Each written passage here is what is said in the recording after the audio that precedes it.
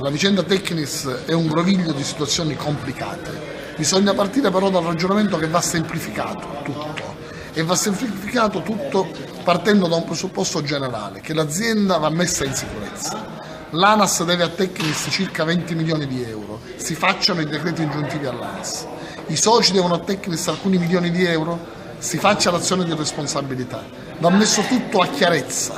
È assolutamente necessario preservare le opere pubbliche che si stanno costruendo, preservare l'ospedale San Marco che deve essere consegnato entro il 5 dicembre e noi da questo siamo spaventati, dal fatto che potrebbe non arrivarsi alla consegna. Vanno chiusa la metropolitana.